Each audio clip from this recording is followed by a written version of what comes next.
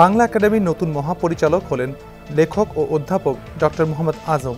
৫ September রাষ্ট্রপতির আদেশক্রমে জনপ্রশাসন মন্ত্রণালয়ের উপসচিব মোহাম্মদ ইব্রাহিম স্বাক্ষরিত এক প্রজ্ঞাপনে এই তথ্য জানা গেছে। প্রজ্ঞাপনে বলা হয়, বাংলা একাডেমি আইন ২০১৩ এর ধারা ২৬-এর ২ এবং ধারা ২৬-এর ৩ অনুযায়ী অধ্যাপক ডক্টর মোহাম্মদ আজমকে অন্যান্য প্রতিষ্ঠান ও সংগঠনের সঙ্গে কর্মসম্পর্ক পরিত্যাগের শর্তে যোগদানের তারিখ থেকে পরবর্তী ৩ বছর মেয়াদে বাংলা একাডেমির মহাপরিচালক পদে নিয়োগ প্রদান করা হলো।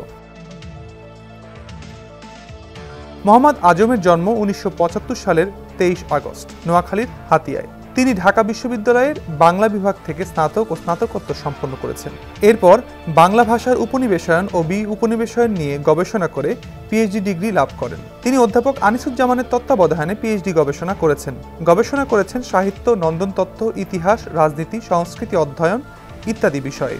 বাংলা একাডেমির মহাপরিচালক হওয়ার আগে তিনি ঢাকা বিশ্ববিদ্যালয়ের বাংলা বিভাগে অধ্যাপনা করতেন। তার প্রকাশিত গ্রন্থের মধ্যে রয়েছে বাংলা ভাষার উপনিবেশায়ন ও রবীন্দ্রনাথ, বাংলা ও প্রমিত বাংলার সমাচার, কবি ও কবিতার সন্ধানে, হুমায়ুন আহমেদ পাঠ পদ্ধতি ও তাৎপর্য, বিষয় সিনেমা ৩টি অনুদিত প্রবন্ধ, সাংস্কৃতিক রাজনীতি ও বাংলাদেশ ইত্যাদি।